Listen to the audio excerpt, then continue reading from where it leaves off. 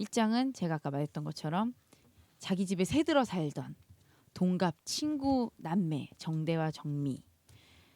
동호가 이제 친구 정대가 총 맞아 쓰러지는 것을 보고 아무 일도 없었다는 듯이 다시 집에 들어와가지고 아버지 등도 밟고 그리고 방에 들어가서 잠이 들었을 때도 이제 정대의 죽음을 인정하지를 못하죠. 그렇지. 얼떨떨하니까. 예, 정말 너무 큰 충격이었을 것 같아요. 어떤 사람은 이 부분을 쓰나미처럼 몰려온 어떤 충격이었을 것 같다라고 표현하는 사람들도 있더라고요.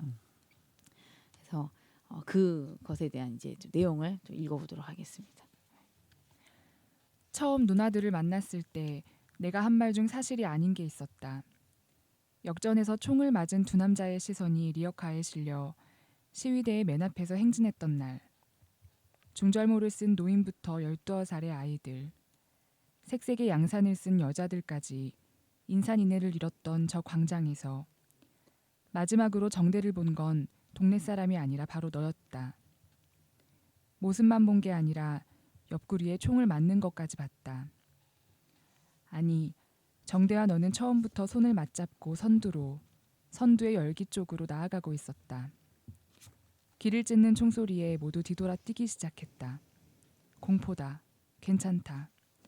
누군가 외치는 소리에 한 무리의 사람들이 앞대열로 돌아가려는 아수라장 속에서 정대의 손을 놓쳤다. 다시 총소리가 길을 찢었을 때 모로 넘어진 정대를 뒤로하고 너는 달렸다. 셔터가 내려진 전자제품점 옆 담벼락에서 아저씨 셋과 함께 붙어섰다.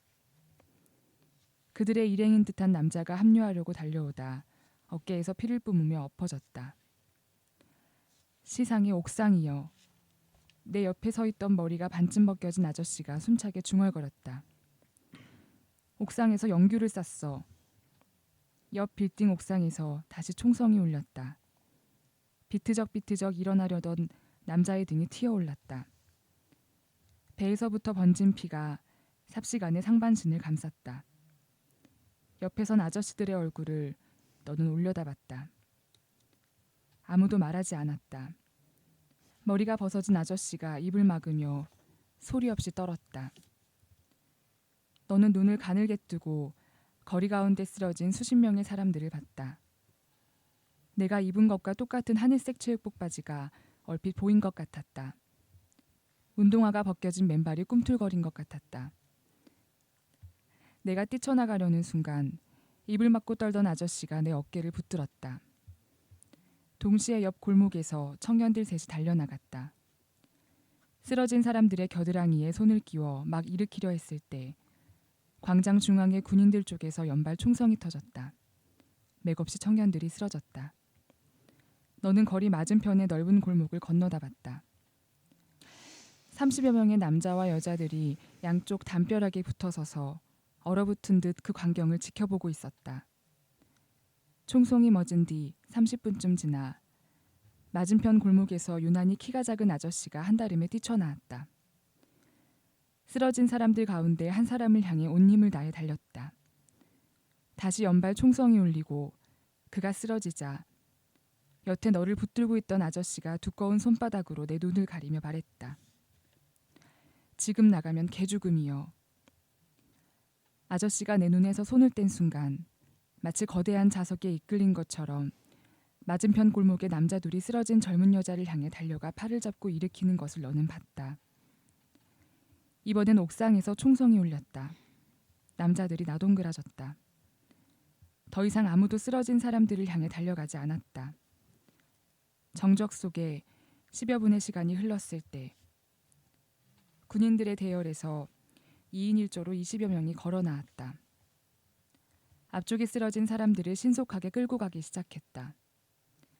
그때를 기다린 듯 옆 골목과 맞은편 골목에서도 여남은 명이 달려나가 뒤쪽에 쓰러진 사람들을 들쳐업었다. 이번엔 옥상에서 총을 쏘지 않았다. 하지만 너는 정대를 향해 그들처럼 달려가지 않았다. 내 곁에 있던 아저씨들은 숨이 끊어진 일행을 업고 서둘러 골목 사이로 사라졌다.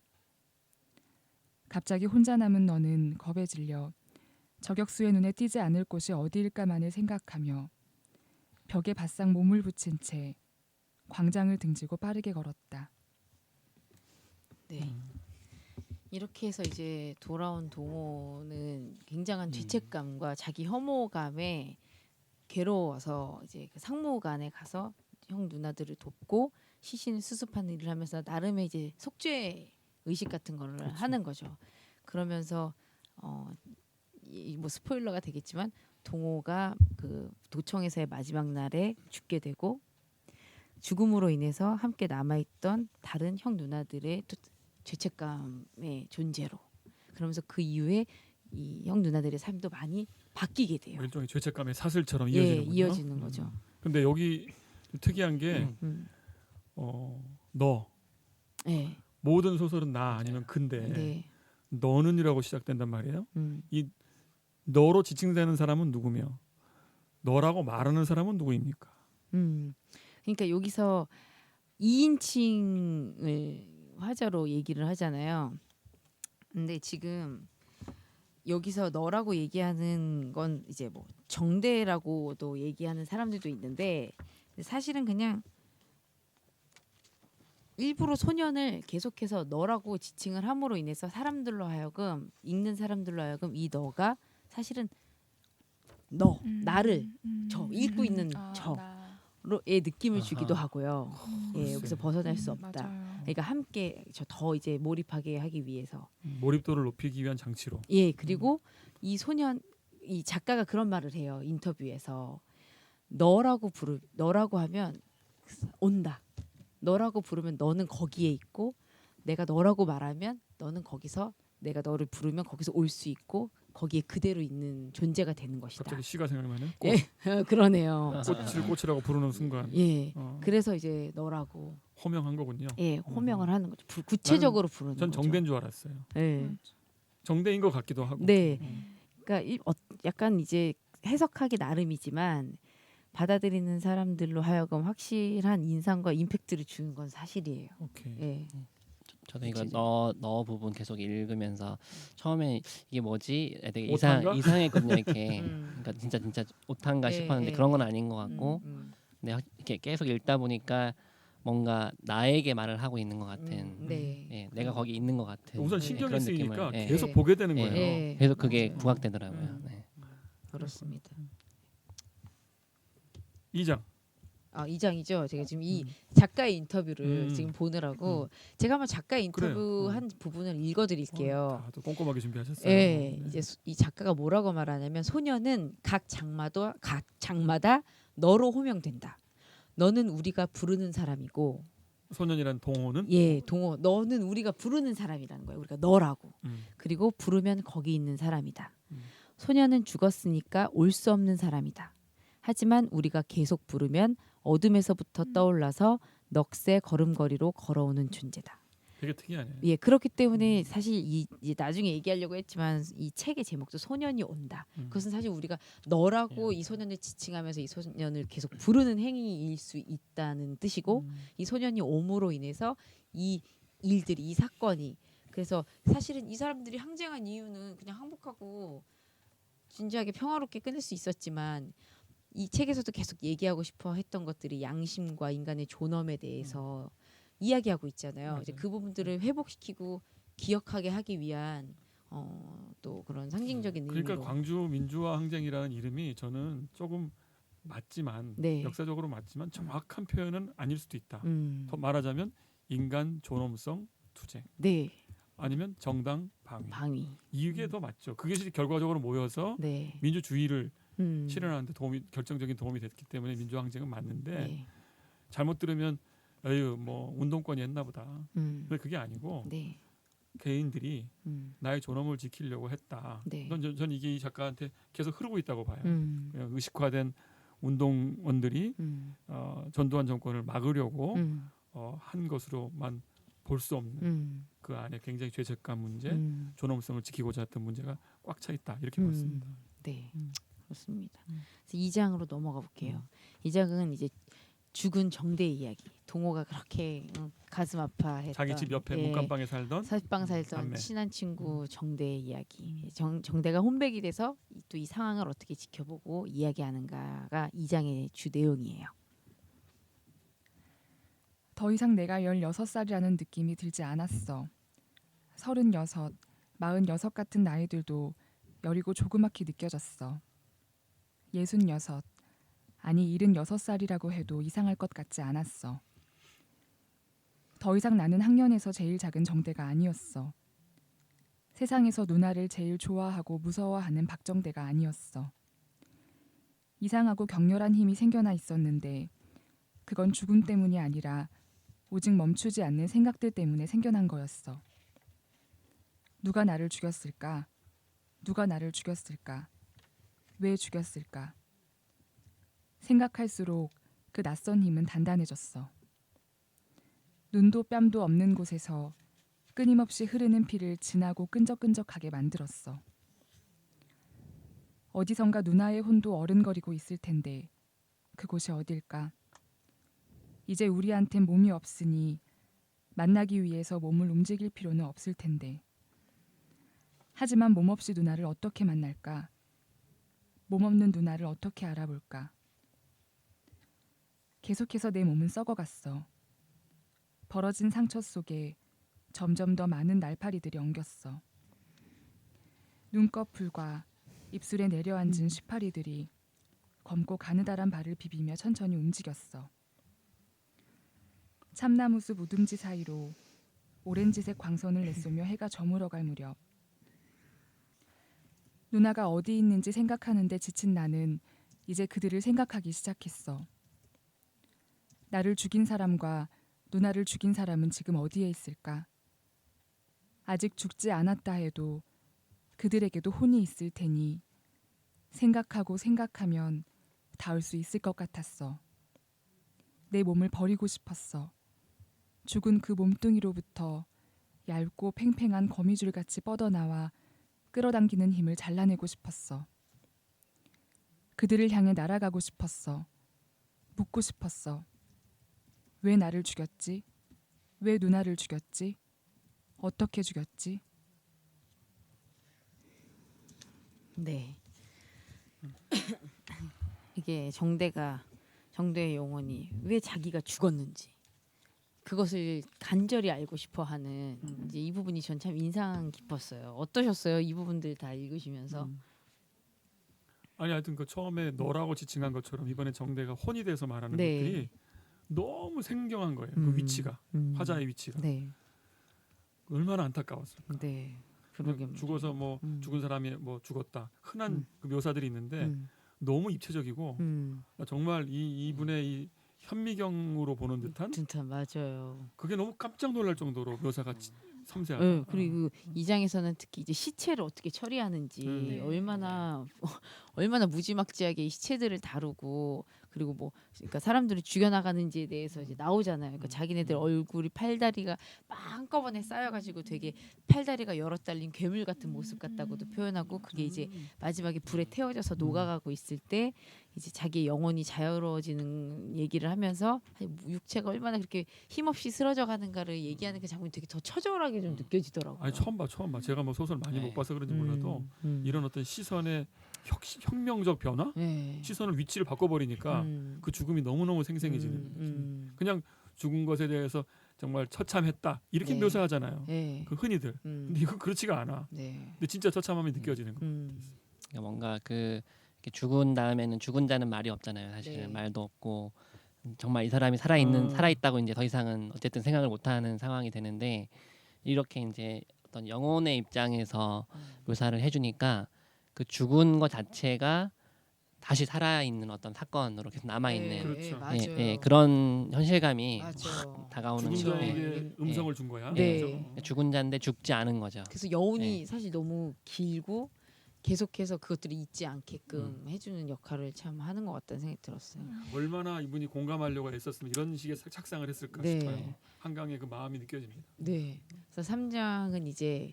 그 사건 이후에 5년이 지나서 그때 함께 있었던 이제 그 당시 수피아여고 3학년이었던 은숙 누나.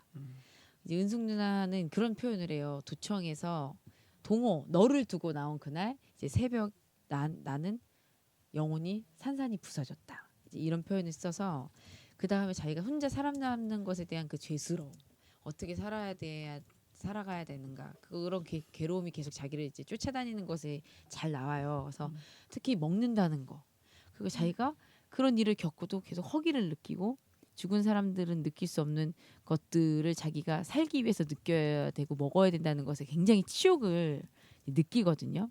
그리고 그 사람 이제 이 은숙이 누나는 그 사건이 일어난 이후에 고기라든가 뭐 생선이라든가 구워 먹는 거를 또 절대 먹을 수 없게 된 이제 그런 에피소드들도 나와요. 그래서 그것을 또 한번 같이 읽어봤으면 좋겠습니다. 곧 부스러질 검은 쑥 같은 그것을 그녀는 가방에 넣었다. 숯이 아니라 쇠를 넣은 것 같이 가방이 무겁다. 어떻게 그 사무실을 걸어 나왔는지, 어떻게 복도를 통과해 사법경찰이 서 있는 정문을 빠져나왔는지 기억할 수 없다. 이 희곡집은 이제 출판할 수 없다. 처음부터 헛수고를 한 것이다. 앞쪽의 10페이지에 드문드문 살아남은 문장들을 그녀는 머릿속으로 더듬는다. 당신들을 잃은 뒤 우리들의 시간은 저녁이 되었습니다. 우리들의 집과 거리가 저녁이 되었습니다. 더 이상 어두워지지도 다시 밝아지지도 않는 저녁 속에서 우리들은 밥을 먹고 걸음을 걷고 잠을 잡니다.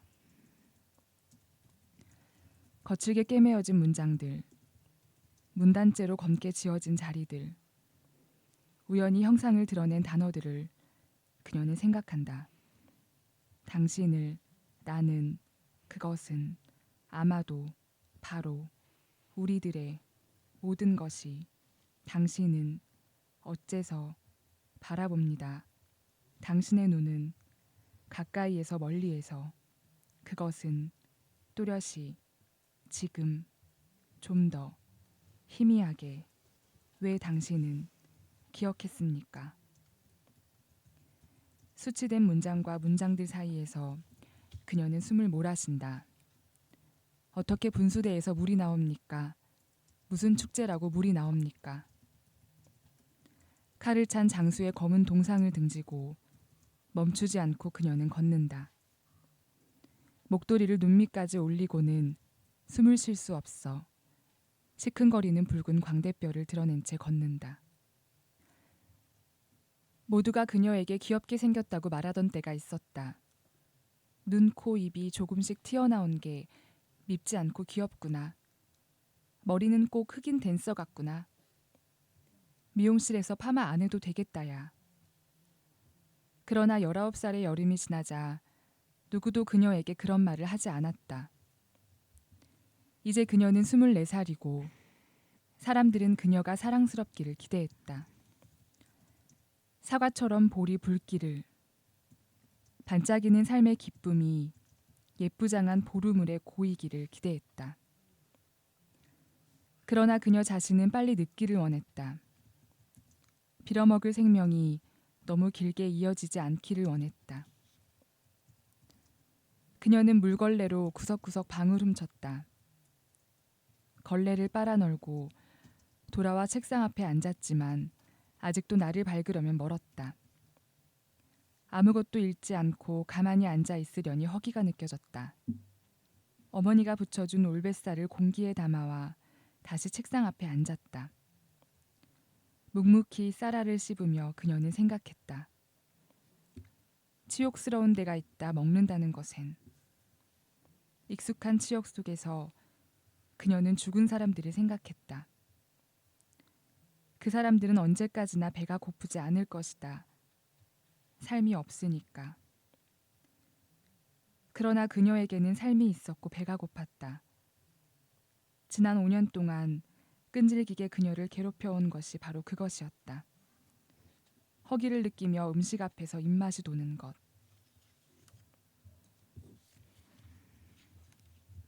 네.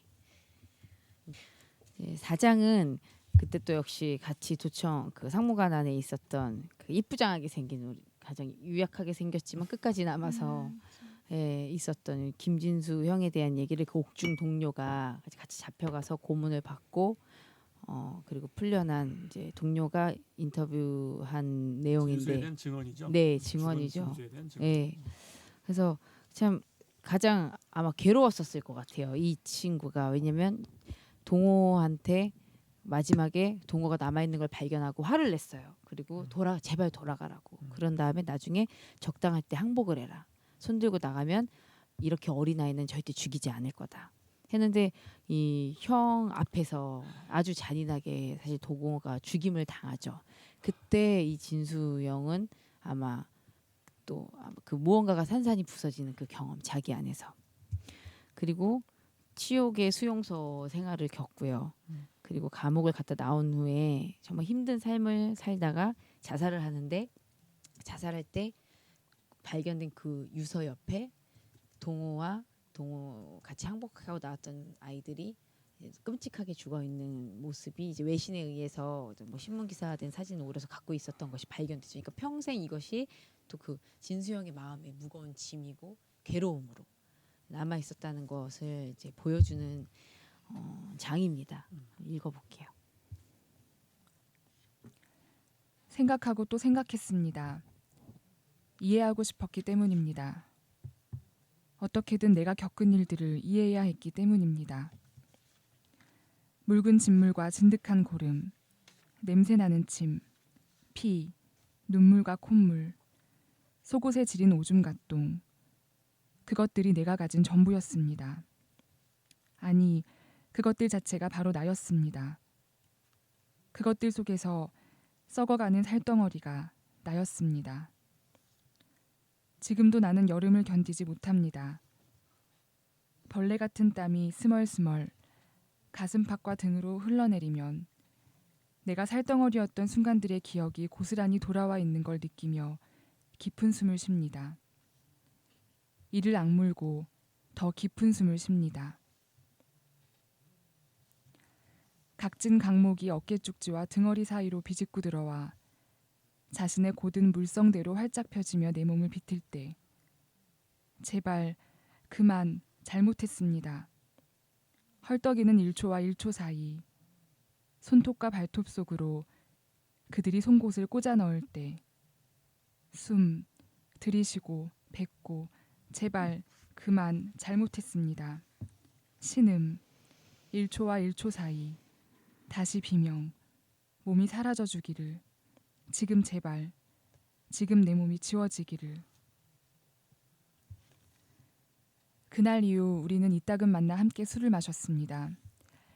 서로가 자격증 시험에 떨어지고 교통사고를 내고 빚이 생기고 다치거나 병을 얻고 정방고 서글서글한 여자를 만나 잠시 모든 고통이 끝났다고 믿고 그러나 자신의 손으로 모든 걸 무너뜨려 다시 혼자가 되는 비슷한 경로를 거울 속 일그러진 얼굴처럼 지켜보는 사이 10년이 흘렀습니다.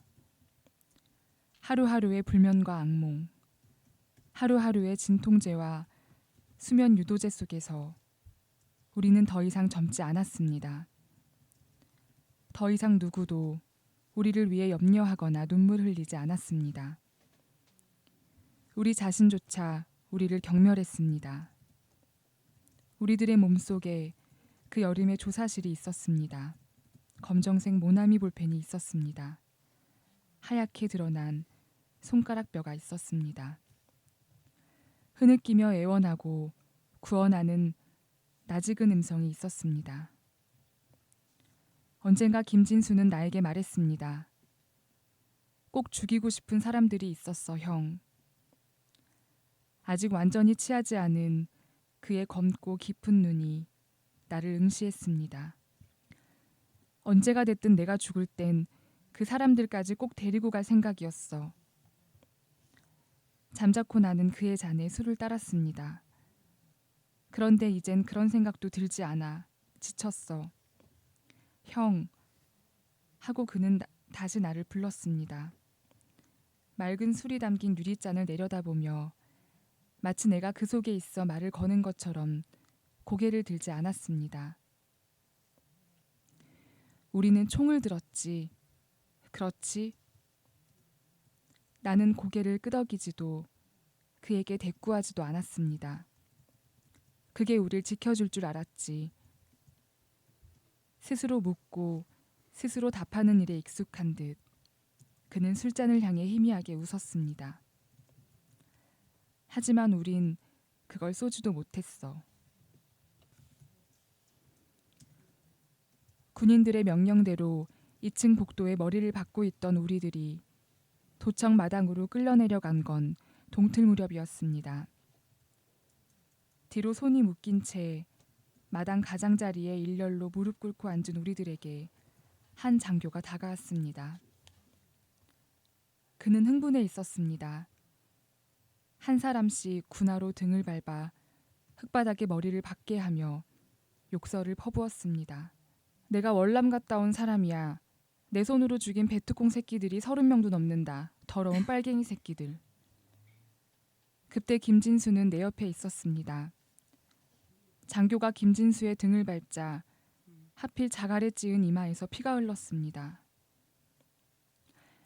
5명의 어린 학생들이 2층에서 두 손을 들고 내려온 것은 그때였습니다.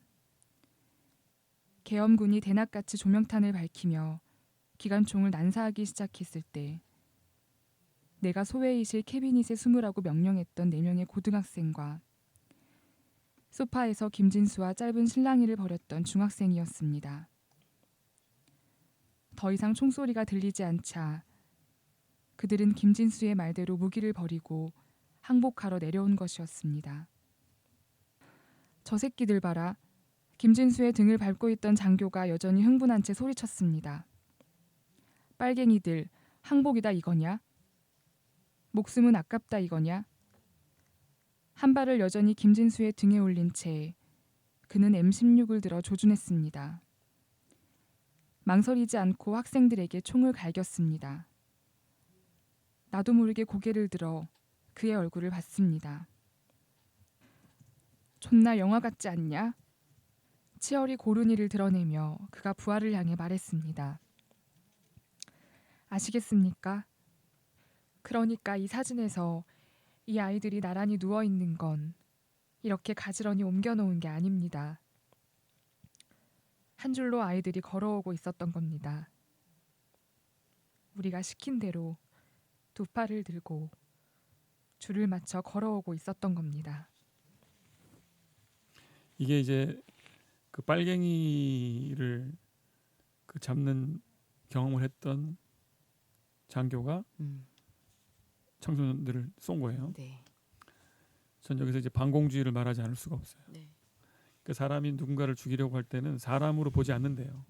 그래야 죽일 수 있답니다. 그렇죠. 그래서 용어가 빨갱이란 말이 나오는 거예요. 너는 겉은 사람이지만 안에는 다른 것이 숨어 있다. 일종의 우리가 영화에서 마음대로 그 상대를 죽일 수 있는 순간이 있거든요. 네. 그건 좀비일 때예요. 좀비는 막 죽여요. 맞아요. 그러니까 이 사람들의 정신 세계는 이 청소년들이 청소년의 탈을 쓴 빨갱이라고 하는 걸로 봤기 때문에 죽였다고 할 수 있죠. 그렇게 이해할 수 있습니다. 그러지 않고는 이해할 수가 없는 거죠. 네. 저는 그래서 그 반공주의에 대한 생각을 많이 해봤어요. 도대체 이것은 무엇인가? 빨갱이를 싫어하는 적은 뭔가? 그건 복수심이라고 생각이 들더라고요. 복수심이 이어 내려온 거죠. 네. 그러니까 자기가 북한으로부터 피해를 받았다. 그리고 나도 피해를 준 너희를 용서하지 않을 것이다. 이 마음이 지금은 종교화되어서 반공교, 반공주의로 남아 있고 그것이 전수된 사람들은 그렇게 그런 생각을 하지 않는 사람들에 대해서 배제하려고 들고 그걸 정당화시키는 게 아닌가 그렇게 생각이 들어요.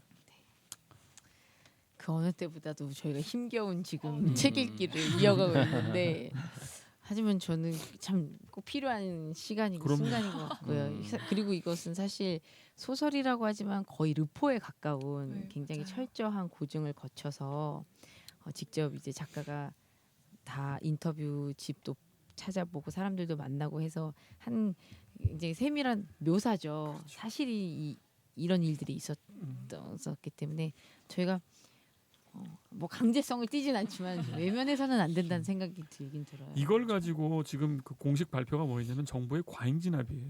이게 과잉 진압이에요? 아니죠. 이건 살인이죠. 네. 조준해서 죽인 거고 네. 무차별 살인이죠. 네. 다시는 과잉 진압이라고 하지 맙시다. 네. 네. 그럼 이제 그다음 5장으로 한번 넘어가 보겠습니다. 오장은 그 당시 그 시위가 항쟁이 있었던 그 당시 22세의 미싱사, 이미 이제 노동운동의 경험이 있는 선주 누나의 이야기인데요. 여기서 이제 도청에서 잡혀간 후에 이 누나를 빨갱이로 몰아가기 위한 과정에서 누나는 성고문을 당해요.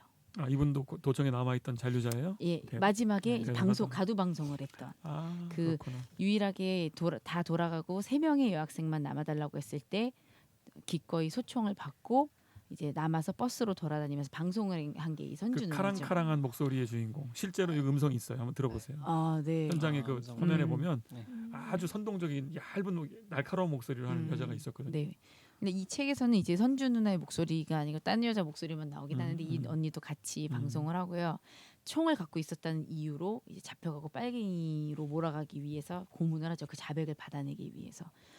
근데 사람들이 이제 현재에 와서 그로부터 20년의 세월이 흘러서 여전히 이제 시민 운동을 하면서 여러 가지 세상이 부조리한 일들을 파헤치고 그것을 막는 일들을 하고 있지만 그 윤이라는 그 선생님이 이제 인터뷰 요청을 해봤을 때 그리고 자기에게 많은 정신적인 그리고 또 이 운동을 할 수밖에 없는 가치관을 심어준 그 성희 언니에게서도 어떻게 보면 비난을 받아가면서 인터뷰를 해라 왜 숨냐 비겁하다 이런 얘기를 듣지만 할 수 없는 단 한마디도 그때 얘기를 떠올릴 수 없고 발화하지 못하는 이제 그런 배경에 대해서 이제 이야기가 나오는데 이제 너무 그 경험이 끔찍했고 그리고 그 고문으로 인해서 영원히 이제 아기를 가질 수 없는 몸이 되어버려요. 그리고 남성의 시선 그리고 손길 이런 것도 견딜 수 없어져 버리는 이제 자신이 되어버린 거죠.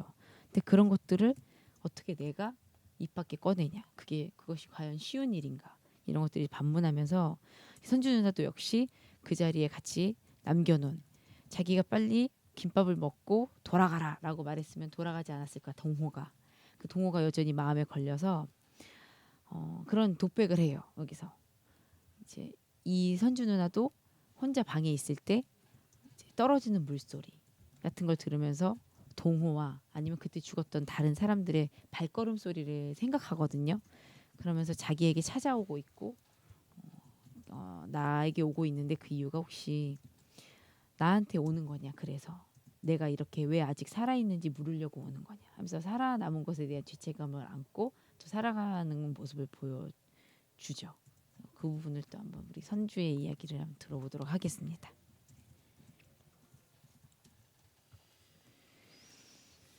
성희 언니는 나와 달라. 언니는 신도 믿고 인간도 믿으니까. 난 한 번도 언니에게 설득되지 않았어. 오직 사랑으로 우릴 지켜본다는 존재를 믿을 수 없었어. 주기도문조차 끝까지 소리내 읽을 수 없었어. 내가 그들의 죄를 사한 것 같이 아버지가 내 죄를 사할 거라니. 난 아무것도 사하지 않고 사함받지 않아.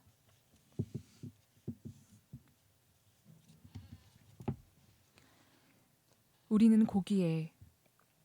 성희 언니는 자주 그렇게 말했어. 쉬는 일요일마다 청계피복 노조 사무실에서 노동법 강의를 듣던 그녀는 자신이 배운 것을 빼곡히 노트에 정리해와 소모임에서 강의했다. 한자 공부를 할 거란 성희 언니의 말에 당신은 별다른 두려움 없이 그 모임에 들어갔었다. 실제로 언니들은 모이자마자 한자부터 공부했다. 1800자는 알아야 해. 신문은 읽을 수 있어야지. 각자 펜글씨 공책에 30자씩 쓰고 암기하는 일이 끝나면 성희 언니의 어색한 노동법 강의가 시작되었다. 그러니까 우리는 고기에. 말문이 막히거나 기억이 얼른 안 날 때마다 성희 언니는 추임새처럼 그 말을 넣었다. 헌법에 따르면 우리는 모든 사람들과 똑같이 고기해. 그리고 노동법에 따르면 우리에겐 정당한 권리가 있어. 그녀의 목소리는 초등학교 여선생님처럼 상냥하고 낭낭했다. 이 법을 위해 죽은 사람이 있어. 스스로가 용감하지도 강하지도 않다는 것을 당신은 알고 있다. 당신의 선택은 언제나 최악의 상황을 피하는 쪽이었다. 경찰의 발에 아랫배를 밟혔을 때 노조를 떠났다. 교도소에서 나온 뒤 성희 언니를 따라 얼마간 노동운동에 몸담았지만 성희 언니와 달리 온건한 실무만을 맡았다. 그녀의 반대를 무릅쓰고 성격이 다른 단체로 옮겨왔고 깊이 상처 입히는 길이란 것을 알면서 다시 그녀를 찾지 않았다. 지금 당신의 어깨를 짓누르는 배낭에 담긴 휴대용 녹음기와 테이프를 결국 월요일 아침 우체국에 들러 윤에게 반송하고 말 것이다. 하지만 동시에 당신은 안다. 그의 봄과 같은 순간이 다시 닥쳐온다면 비슷한 선택을 하게 될지도 모른다는 것을. 초등학교 때 피구 시합에서 날쌔게 피하기만 하다 결국 혼자 남으면 맞서서 공을 받아 안아야 하는 순간이 왔던 것처럼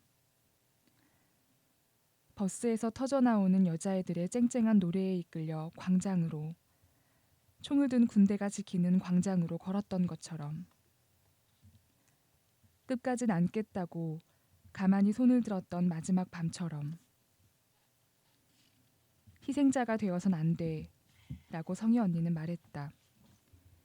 우리들을 희생자라고 부르도록 놔둬선 안 돼. 눈을 뜬 달이 침묵하며 옥상의 여자애들을 내려다보던 봄밤이었다. 그때 입속에 복숭아 조각을 넣어준 사람이 누구였던가. 당신은 기억할 수 없다. 언니를 만나 하고 싶은 말이 뭔지 나는 몰라. 내가 언니에게 등을 돌리던 순간 심장에 시멘트를 붓듯 언니에 대한 모든 것, 복잡하고 뜨겁고 너덜너덜한 모든 걸 단번에 틀어막으려던 순간, 그 순간을 감쪽같이 건드리지 않고 언니를 만날 수 있을까? 그렇다 한들 무슨 말을 할 수 있을까?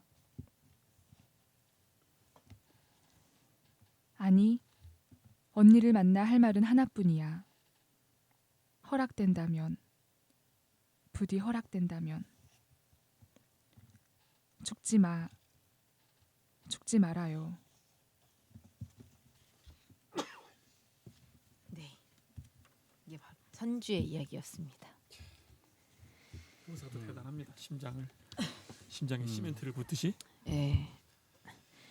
근데 정말 이 성희 언니에 대한 감정은 정말 정확하게 표현한 것처럼 복잡하고 뜨겁고 너덜너덜해진 것. 저는 특별히 이 친구가 이제 성희 언니는 그래도 끝까지 믿고 있는 신의 존재, 인간에 대한 희망. 근데 이 선주는 성희 언니와 다르다. 한 번도 설득된 적이 없다라고 이야기를 하잖아요. 저는 약간 요새 저희들도 역시 물론 이 현실이 과거라고 말하기는 어렵죠. 현재까지 이어져 오고 있는 부분들이 분명히 있다고 생각하기 때문에. 근데 지금 저희가 당면한 현실에서도 저희가 그러니까 저희 신앙인들이잖아요. 그때 그런 생각이 들더라고요. 정말 진짜 하나님 뭐 하고 계시지? 진짜 그런 생각이 들었어요. 쉽게 그 말에 인간은 고귀하고 사람에게 희망이 있고 그리고 우리를 절대적으로 사랑해주고 있는 존재가 있다는 말이 이런 경험을 한 사람들 앞에 닿을까? 의미가 있을까? 그런 생각이 좀 그러니까 이제 그게 뭐 쉽게 말하면 제가 죄송스럽습니다만 이럴 때 신앙인들이 대체로 신앙을 회복하는 순간은 동호회계에서 예수를 느낄 때예요. 신의 부재라고 생각하면서 원망하다가 대개 마음이 돌이키는 순간은 희생자들 속에서 예수가 깃들어 있음을 알게 되는 순간에 이제 그때 비로소 이제 그 신앙을 좀 회복하게 되는 경우가 있죠. 네. 마지막 6장입니다. 마지막 6장은 동호의 엄마의 이야기. 이제 동호 엄마가 도청의 마지막 날 이 동호를 데리러 갔었는데 동호가 계속 날다람쥐처럼 날쌔게 도망가서 잡지를 못해요. 동호도 돌아갈 마음이 사실 없었겠죠. 근데 이제 거기 엄마가 작은 형과 함께 이제 동호를 찾으러 도청에 갔을 때 작은 형도 왠지 여기 있으면 또 죽을 것 같고 그랬기 때문에 그럼 꼭 돌아와라 하고 얘기를 하고 작은 형만 데리고 돌아가죠. 그리고 나서 평생 또 자식을 죽음 속에 두고 온 것에 대한 죄책감, 그리고 작은 형도 자기가 더 강하게 동생을 데려오지 못했던 것에 대한 죄책감. 그 이후의 삶을 또 그 가족의 삶을 이제 어머님의 목소리로 표현을 한 것이 바로 이 6장입니다. 한번 가슴 아픈 장인데요. 또 읽어보겠습니다. 어쩌끄나 내가 30살의 막둥이 너를 낳았는디 나는 타고나기를 왼쪽 젖꼭지 모양이 이상해서 너희 형들은 잘 나오는 오른쪽 젖만 빨았는디 내 왼쪽 젖은 퉁퉁 붓기만 하고 애기들이 빨지 않아서 보드라운 오른쪽 젖하고 딴판으로 단단해져 버렸는디 그렇게 흉한 짝젖으로 여러 해를 살았는디 하지만 너는 달랐는디 왼쪽 젖을 물리면 물리는 대로 이상하게 생긴 젖꼭지를 순하게 빨아주었는디 그래서 두 젖이 똑같이 보드랍게 늘어졌는디 어쩌끄나 젖먹이 적에 너는 유난히 방긋웃기를 잘했는디 향긋한 노란 똥을 배 기저귀에 누웠는디 어린 짐승같이 내 발로 기어댕기고 아무거나 입속에 집어넣었는디 그러다 열이 나면 얼굴이 푸래지고 경기를 함수로 시큼한 젖을 내 가슴에다 토했는디 어쩌끄나 젖을 뗄 적에 너는 손톱이 종이매니로 얇아질 때까지 엄지손가락을 빨았는디 온나 이리 온나 손뼉치는 내 앞으로 한 발 두 발 걸음마를 떼었는디 웃음을 물고 7걸음을 걸어 나한테 안겼는디 8살 묵었을 때 네가 그랬는디 난 여름은 싫지만 여름밤이 좋아 아무것도 아닌 그 말이 듣기 좋아서 나는 내가 시인이 될랐는가 속으로 생각했는디 여름밤 마당 평상에서 네 아버지하고 삼형제하고 같이 수박을 먹을 적에 입가에 묻은 끈끈하고 다디단 수박물을 내가 혀로 더듬어 핥을 적에 내 중학교 학생증에서 사진만 오려갖고 지갑 속에 넣어놨다이 낮이나 밤이나 텅 빈 집이지만은 아무도 찾아올 일 없는 새벽에 하얀 습자지로 여러 번 접어 싸놓은 내 얼굴을 펼쳐본다이 아무도 엿들을 사람이 없지만은 가만가만 부른다이 동호야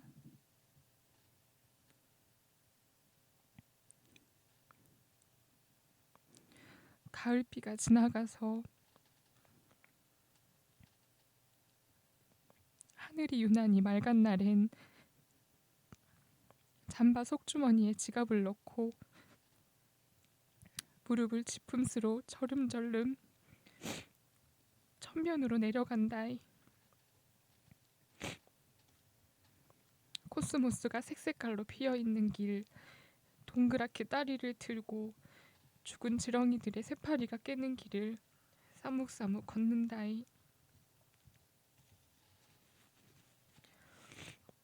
내가 6살, 7살 묵었을 적에 한시도 가만히 안 있을 적에 너희 형들이 다 학교 가버리면 너는 심심해서 어쩔 줄을 몰랐제. 너하고 나하고 둘이서 너희 아버지가 있는 가게까지 날마다 천변길로 걸어갔제. 나무 그늘이 햇빛을 가리는 것을 너는 싫어했제. 조그만 것이 힘도 쓰고 고집도 씌어서 힘껏 내 손목을 밟은 쪽으로 끌었제. 숱이 적고 가늘디 가는 머리카락 속가장 땀이 나서 반짝반짝함수로 아픈 건매니로 쌕쌕 숨을 몰아쉼수로 엄마 저쪽으로 가. 기왕이면 햇빛 있는 대로 못 이기는 척.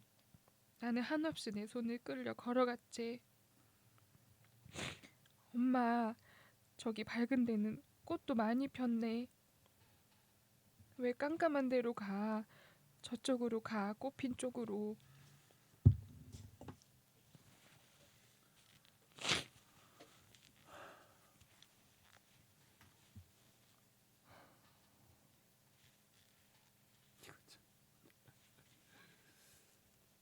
복파 사상주의처럼 눈물의 방송을 야, 여러분 듣고 계십니다. 어쩔거나. 네. 이렇게 이제 6장까지 얘기가 모두 끝이 나고 이제 뒤에 에필로그 작가의 에필로그로 이 소년이 온다는 마무리가 됩니다.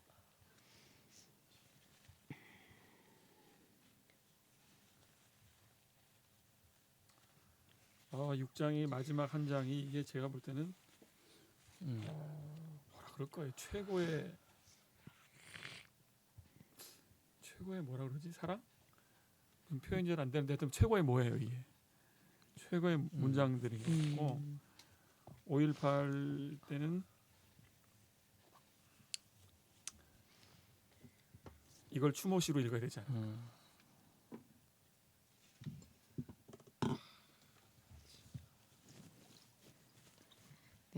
여기서 그 이제 엄마가 마지막에 그런 게 있어요. 동호가 이제 자기한테 햇살 밝은 쪽으로 가자고. 그러니까 이게 어떻게 보면 저는 이제 더 이상 그 사람들이 자기 동호의 죽음으로 인해서 죄책감을 갖고 괴로워하잖아요.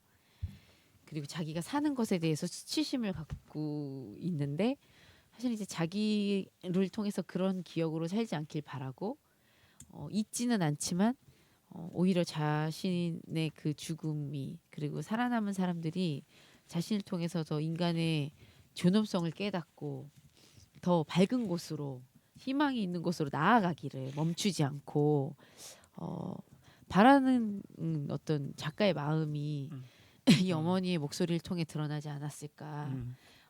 꽃이 있는 곳으로 사람들은 여전히 어둠 속에 있고 어딜 봐도 사원이고 일상이 파괴되고 그래서 너무나 힘든 삶을 살지만 거기서 빨리 빠져나오라는 게 아니라 그것을 기억하되 거기서 멈추지 말고 오히려 죄책감과 죄의식의 어떤 상징이었던 자기를 통해서 존엄의 자리를 우리 존엄을 지켰던 것들을 기억하고 더 나아가자는 같이 가자는 그런 또 메시지를 보내는 것 같다는 생각이 들었어요. 그래서 우리가 소년을 부르고 소년이 오고 작가가 또 그런 말을 인터뷰에서 했더라고요. 이제 자신이 어렸을 때 자기가 아주 이제 어렸을 때 그것을 겪고 사실 직접 겪은 것이 아니고 사실은 그 일이 일었을 때 바로 직전에 이사를 했기 때문에 서울에 살고 있었어요. 이 작가는. 근데 아버지가 유명한 소설가시면서 이제 그 일에 관련된 사람을 좀 도와주는 일을 하시면서 집에 뭐 형사도 찾아오고 또 부모님이 얘기하는 것들을 좀 엿들으면서 그런 감각들을 익히고 아버지가 갖고 오셨던 사진첩을 보고 충격을 받고 이제 이 일들을 내가 알리고 이야기하고 싶다. 또 인간의 그 잔인한 폭력성과 또 동시에 존재하고 있는 인간의 존엄성에 대한 이야기를 하고 싶었다고 하면서 이 책을 썼는데 왜 제목이 소년이 온다냐고 물어봤을 때 아까 제가 처음에 얘기한 그런 부분도 있지만 사실 소년의 삶은 거기서 멈춰버렸잖아요. 이 일은 5월에 일어났기 때문에 봄에 일어난 일들인데 자기는 이미 건너가고 지나간 봄 그리고 여름이라는 계절을 겪고 넘어갔지만 소년에게는 영원히 여름이 오지 않았을 것 같다. 그래서 하지만 5월은 계속 돌아오고 봄은 오지만 그 소년에게서 멈췄던 봄을 이제 우리가 또 계속 불러냄으로 인해서 그 소년이 넋이 뚜벅뚜벅 걸어와서 또 여름을 겪고 이 삶을 같이 우리와 함께 살아나가는 것을 또 얘기하고 싶어서 사실은 뭐 동호의 여름 뭐 이런 제목을 하려고도 했대요. 근데 아. 출판사에서 거절을 당했다고 출판사가 하더라고요. 잘했네. 예, 동호의 여름 뭐 그리고 뭐 여름에 뭐 이렇게 했는데 음. 그것보다는 소년이 온다. 출판사 편집자의 말을 잘 들어야 될 때가 네. 있다. 네, 네, 자기는 미처 모르는. 네, 겪지 못한 그 여름을 향해 이 소년이 온다. 또라고도 생각을 할 수 있는 것 같아요. 저 이분 인터뷰를 이제 창비에서 창비 라디오 네. 그래서 이분 인터뷰하는 걸 잠깐 들었는데 음. 이분이 이렇게 말씀하시더라고요. 좀 뭔가 범상치 않았는데 본인은 삶이 더 힘들다고 글 속에 이렇게 있는 것이 자기는 되게 자연스럽다. 그러니까 이 소설을 쓰고 나서 힘들지 않았냐. 맞아요. 네. 근데 이분이 이거 정말 맞아. 완전 몰입을 하시는 맞아요. 것 같아요. 이분 일상생활이. 목소리 들어봤어요. 사근사근 조용. 저도 아무리 들어봤어요. 주변에서 떠들어도 혼자 분위기를 조용히 만들 수 있어. 대단하다. 이번에 이제 올해 나오잖아요. 오디오북으로 이 소년이 온다. 여기서도 육성으로 한대? 예, 이분이 참여를 하셨어요. 어떤 한 부분에. 이분 노래도 잘해요. 진짜요? 시도 쓴대요. 물어- 그 원래 저기- 시인이시잖아요. 그 이동진의 그 빨간 책방에 들어보니까 맞아요. 본인이 나왔거든. 네. 뭔가 들려와야 쓴다더라고. 음. 이 모든 글들이 다 외부로부터 들려온 뭐에 의해서 쓴대요. 왜 안 쓰냐 그러면 안 들려와서 안 쓴다는 거예요. 소식을 자꾸 얘기해줘야겠네.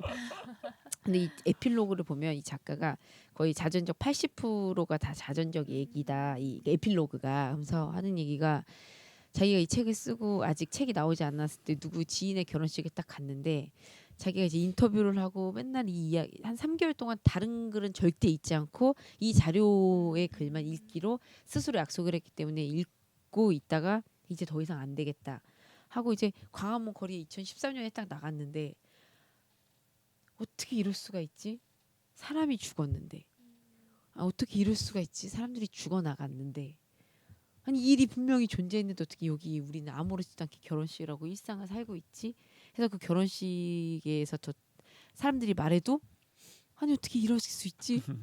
죽어 이렇게밖에 생각이 되지 않아서 이제 결혼식을 다 참여하지 못하고 돌아오고 또 그 용산 참사 사건이 불타는 막루를 바라보면서도 똑같이 광주를 떠올렸다는 얘기를 여전히 이어지고 있는 절대 있어서도 안 되는 일들이 일어나는 것들에 대해서 이제 생각하고 또 이 책을 이제 썼다고 해요. 어떡하냐. 한국 어떡하냐. 지난 20세기 게다가 2021세기까지도 100년이 넘도록 계속되는 희생들이 있고 네. 그 희생에 대해서 조롱하는 사람이 있고 네. 또 그것 때문에 정신에 각성이 와서 열심히 사는 사람이 있고 또 그 사이에서 대다수의 사람들은 어떤 감정을 가져야 될지 모른 채로 그냥 살아가고 이게 우리 군상인 것 같아요. 네. 맞습니다. 어떡합니까? 자, 자 힘을 다시 내고 네, 치열. 네, 네, 어쩔 수 없어. 네. 자. 네. 이제 마무리를 해야죠. 다시 우리가. 힘을 내서 네. 우리 소감 얘기해야 돼요. 네. 우리 각자들이 어떻게 느꼈는지 네. 할 말들이 있을 겁니다. 표현하셔야 돼요. 네. 한번 해볼까요? 좋네요. 네. 문제를 제기해도 좋고 질문을 던져도 좋고 한번 네. 해봅시다. 네. 누가 앞장서 볼래요? 제가 봤을 때 우리 두부왕자님께서 저렇게 가만히 계셔 사실 뭘 준비해 오시는 분이에요. 뭐가 있어 지금 제가 봤을 때 뭐 주섬주섬 꺼내시는데 두부왕자님부터 해주세요. 꺼내볼까요? 네. 네, 저는 그 이제 이 광주에서의 이 일이 있고 난 뒤에 이제 소설에서도 사실은 묘사가 된 내용들이 있지만 실제로도 어땠느냐, 이후가 어땠느냐 이거에 대해서 조금 이제 기사를 하나 찾아봤는데 그 뭐 이렇게 그 광주 때 이제 진압군에 의해서 이제 그 이렇게 고통과 상처를 크게 당하고 나서 이제 굉장히 많은 사람들이 그때 그 경험 때문에 굉장히 많은 사람들이 자살을 했다고 하더라고요. 네. 그때 이제 피해를 받은 사람들이 이제 정신적 트라우마가 너무 심해서 그것을 막 견디고 살다가 결국 이제 못 견디고 자살을 한 경우들이 생각보다 굉장히 많았다라는 이제 그 조사들이 있었고 그 중에 이제 한 사례를 이제 그 심리 분석으로 이렇게 이제 정리한 내용들이 좀 있어서 이제 요 기사를 한번 봤는데 이게 좀 객관적으로 이제 이루어진 그런 분석이더라고요. 그래서 이제 이 분석을 보면은 이 한 분의 뭐 이종남 씨라고 하는 한 분의 사례를 가지고 이제 분석을 한 내용인데 이분이 어떤 분이냐면 이제 당시 5.18 당시에 이제 진압군 폭력을 희생되는 것을 이제 자기가 이제 그 경험을 했고 네. 이후에도 계속 이제 민주화 운동에 참여하고 막 이렇게 이제 했었다는 거죠. 근데 그 심리적인 상처 이런 게 이제 굉장히 커서 그 이후에도 이제 굉장히 고문도 당하고 구속도 당하고 이렇게 했다고 해요. 네. 그래서 이제 그 폭도로 이제 몰리기도 하고 이제 뭐 구타를 당하기도 하고 고문을 당하기도 하고 뭐 이런 다양한 일들을 이제 경험을 했는데 이제 그 경험을 하고 나서 원래는 사실 술도 잘 안 마시는 이런 분이었고 되게 이제 모범적인 분이었던 것 같은데 이후에는 이제 굉장히 술을 많이 마시는 그런 모습으로 이제 변하게 되고 또 굉장히 그 상처 때문에 오랫동안 직업을 또 갖지 못했다고 그쵸. 그런 얘기를 하더라고요. 그래서 굉장히 가난하고 힘들게 이렇게 살다가 또 결혼을 해서 이제 딸을 낳고 이렇게 했는데 결혼 생활도 그런 트라우마 속에서 굉장히 어렵게 지내다가 이제 결국 이제 결혼 생활이 이제 파경을 맞이하게 되고 또 간질환이 생겨서 이제 간경화, 간암 이런 것들로 이제 발전을 하게 됐고 계속해서 죽음에 대한 공포를 계속 많이 호소를 했다고 하고 자살 시도를 처음에 했는데 이제 실패하고 결국은 다시 자살을 시도를 해서 결국 이제 목숨을 끊게 됐다라는 이제 그런 스토리가 있었고요. 또 이제 이런 그 이게 또 안타까운 거는 뭐냐면 본인이 그렇게 평생을 이때의 그 어떤 후유증으로 이렇게 살 수밖에 없었던 삶을 살았던 것도 굉장히 정말 안타까운 일인데 심지어 그 고통이 자기에게서 끝나지 않고 네. 자기 딸에게까지 맞아요. 그게 이제 전이가 돼가지고 그런 이제 고통과 불행이 어려움을 겪게 되고 그래서 고등학교 때 이제 딸이 가출을 해가지고 뭐 유흥가를 전전하면서 살고 있다 이런 이제 지금 기사의 내용들이 있더라고요. 그래서 이제 이 5.18이나 이런 그것이 이제 광주만의 문제라거나 또는 그 당시에 겪었던 사람들만의 문제가 아니라 그것을 우리가 직접 겪지는 않았지만 그 후세대들에게까지도 계속해서 그 트라우마를 계속 이어가게 만들면서 굉장히 그 삶을 파괴하는 이런 것들로 지금도 사실은 살아있는 어떤 사건이다라는 것을 우리에게 보여주는 것 같습니다. 네. 뭐 그건 객관적인 얘기고 네. 본인의 감정이 저는 사실 그런 것 같아요. 이제 저도 막 대학 때도 이제 현대사 관련된 뭐 책도 읽고 그러면서 이 광주를 알았고 뭐 영화도 보고 뭐 여러 가지 그런 접하면 사실 이제 저도 광주라고 하는 사태를 이제 통해서 많은 저의 어떤 역사관이나 이 사회를 바라보는 관점이 좀 많이 바뀌었거든요. 네. 그런 계기를 주게 된 그런 저에게도 이제 중요한 사건인데 이제 이 책을 이제 소년이 온다라는 책을 딱 읽고 나면서 느꼈던 게 어떤 면에서는 그동안에는 이제 객관적으로 그 사건들을 쭉 이해하고 그것을 이제 분석하고 이런 것에 굉장히 주력을 했다면 이것을 읽으면서는 내가 그동안 정말 이 사람들과 공감을 했었는가 이들의 그 아픔에 대해서 정말 공감을 했었나 그냥 이게 이제 잘못됐다라는 걸 내가 이해했고 그 원인들을 뭐 따져 들어가는 것들을 보고 하면서 이거는 정말 문제다라는 그런 인식은 했지만 정말 이들의 아픔을 제가 이제 공감을 했었나라는 생각을 좀 이 책을 읽으면서 개인적으로 좀 많이 했던 것 같고요. 그 공감이 있느냐 없느냐가 참 사실은 중요한 부분인데 제가 살아갈 때 그저 하나의 어떤 불행한 사건으로 이걸 생각하는 게 아니라 이걸 제 마음에서 이제 같은 그런 공감을 많이 느끼면서 이제 살아간다는 것이 무엇인지 조금은 이제 느끼게 되지 않았나 하는 생각을 좀 했던 것 같습니다. 네. 멋있는 사람이야. 내생남이네요. 네, 지금 감정이 둔해서 네. 저를 일깨워준 소설이 아닌가. 감정이 네. 둔하거나 네. 여러 가지 다른 왜곡된 어떤 것 때문에 광주라든지 한국 사회에서 일어났던 학살 사건들, 전쟁에 대한 느낌이 없다면 저는 한강의 소년이 네. 온다를 읽는 것으로 네. 공감을 충분히 할 수 있을 것이다. 네. 그렇죠. 그렇게 말하고 싶네요. 네, 맞아요. 파고 들어옵니다. 네. 하루 어떠셨어요? 아 저는 그 되게 예전에 전시 누구랑 이제 약속을 하고 그 전쟁기념관에서 약속을 한 적이 있어요. 하필이면 그곳에서. 네, 그래서 무슨 아마 전시를 했을 거예요. 네. 근데 제가 한참 일찍 도착해가지고 시간이 남아서 전쟁기념관 이제 혼자 막 둘러보고 있는데 네. 그 입구에 전사자들 명단이 새겨져 있잖아요. 네. 이렇게 쭉 새겨져 있는데, 근데 그걸 이제 아무 생각 없이 그냥 보고 있다가 그냥 문득 이 사람들이 누군가의 아빠이고 형이고 뭐 오빠이고 뭐 삼촌이고 친구이고 연인이고 뭐 제자고 선생님이고 이웃이고 이렇게 다 그런 게 확 머릿속에 그냥 그려진 거예요. 그래서 그냥 이름으로 쭉 이렇게 나열되어 있지만 사실 그 한 사람 한 사람의 삶이 얽혀 있는 관계들이 있잖아요. 그리고 어떤 그런 일상들 뭐 누구는 참 뭐 오이 반찬을 싫어했지 막 이런 어떤 그 개개인이 가진 그쵸. 취향들이 있잖아요. 근데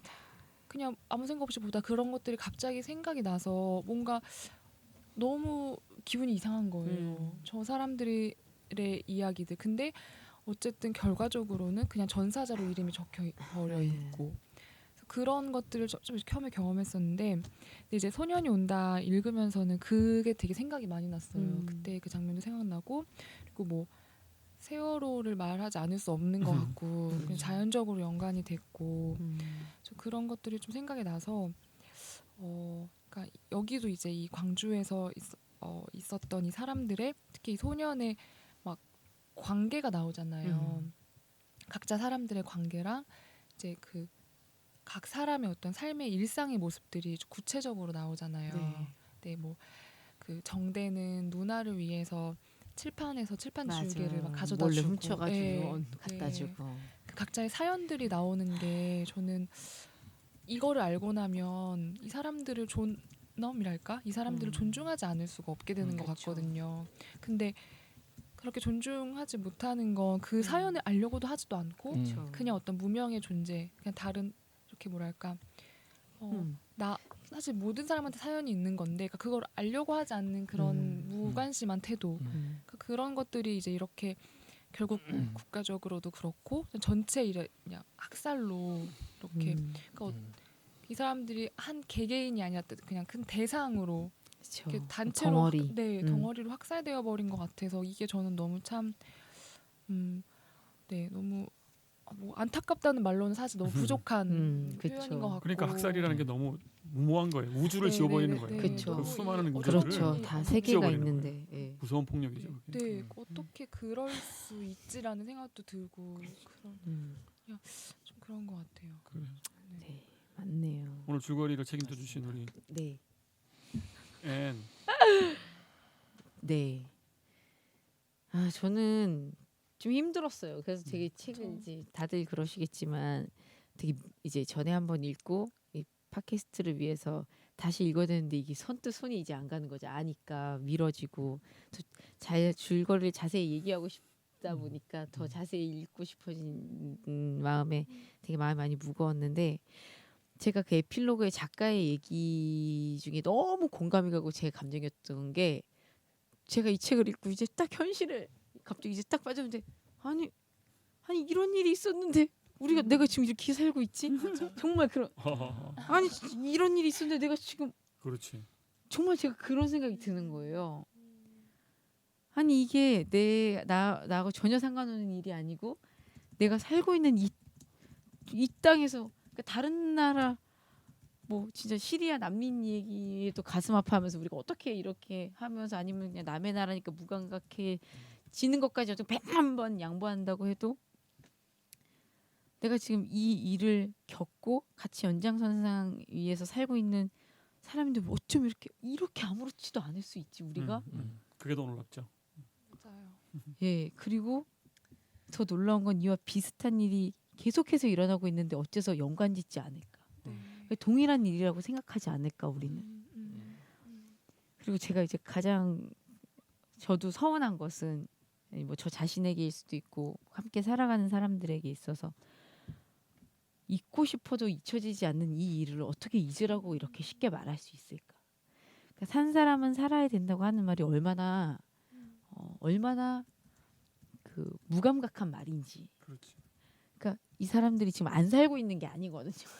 지금 살고 있는 건데 네. 발버둥 치면서 살고 있고 어떻게 보면 살기 위해서 이렇게 소리를 내는 것임에도 불구하고 짓밟으면서 살으라고 하는 것 같은 그런 느낌이 들어서 그렇죠.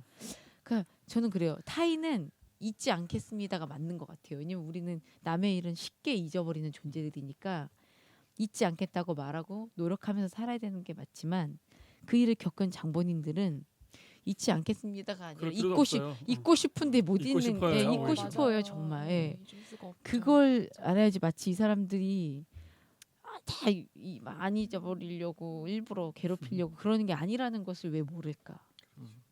산 사람은 살아야 한다는 그 주장은 이걸 잘 기억해야 살 수 있어요. 예, 그죠? 맞아요. 이거 잊어버리면 산 사람이 못 살아요. 예, 그 간단한 논리를 모를까? 그 천박한 그 말들을 좀 제발 어떻게 좀 하고 싶어요. 묶어다가 좀 맞아요.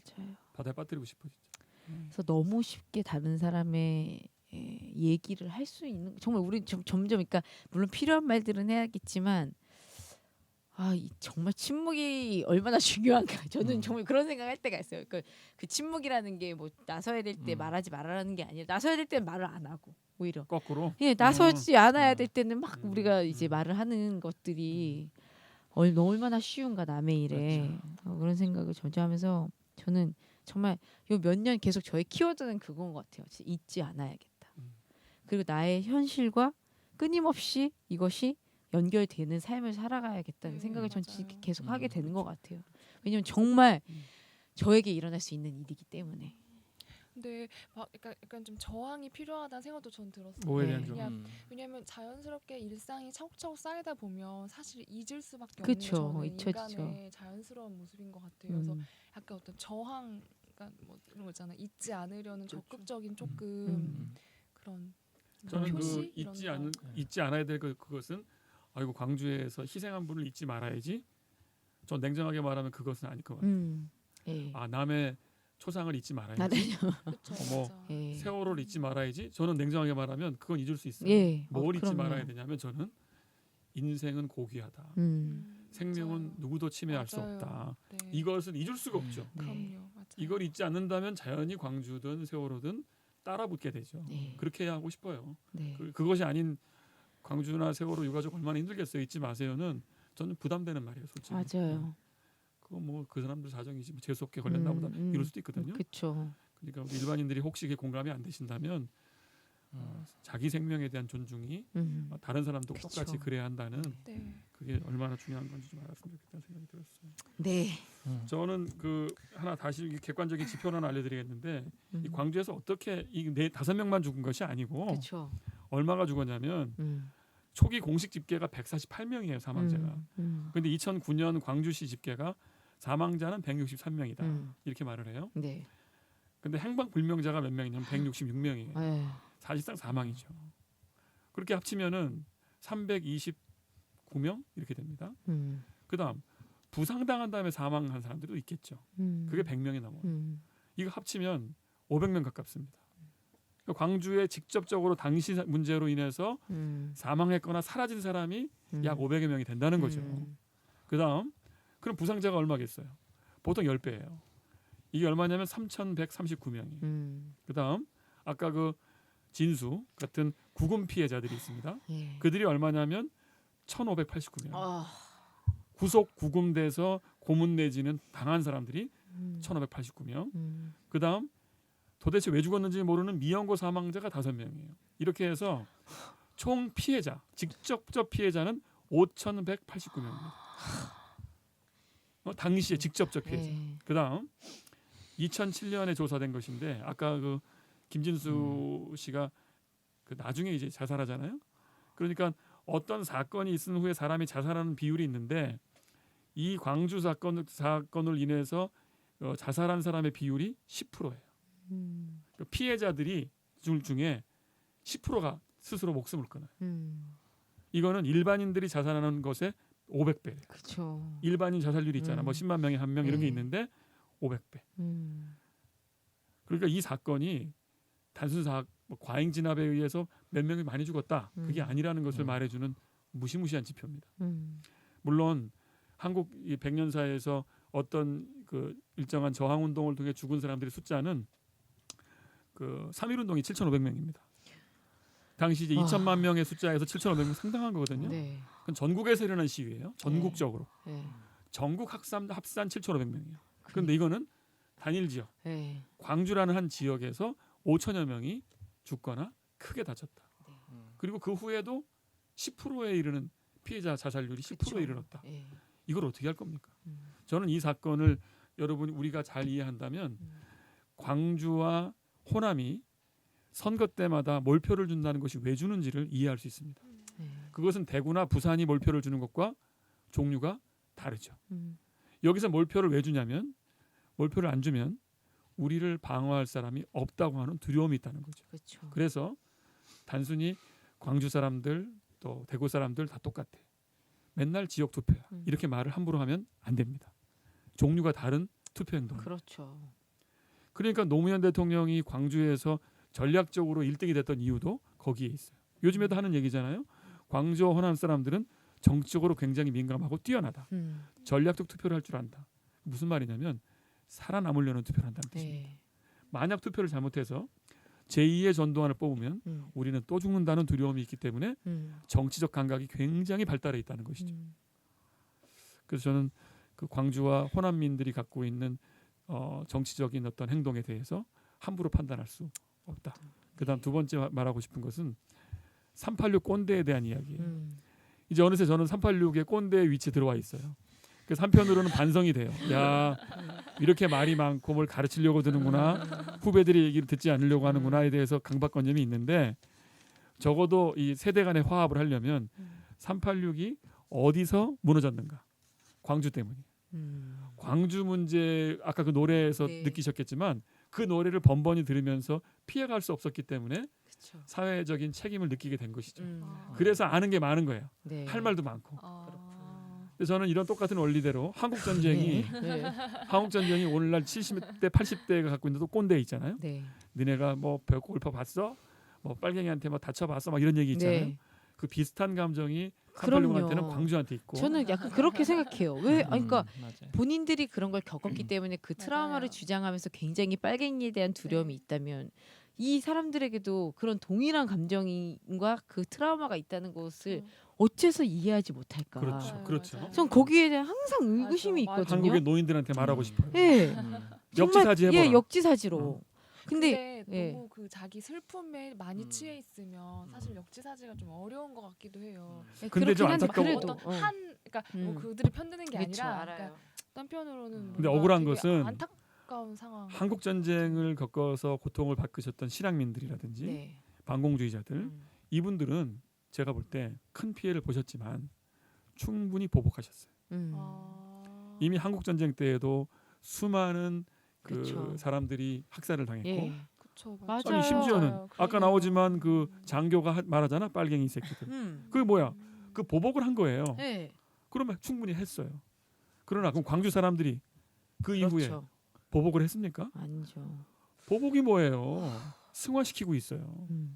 그 그러네. 승화의 산물이 민주주의, 한국의 민주주의라고 하는 것인데 음. 보복 충분히 하셨으니까 이제 음.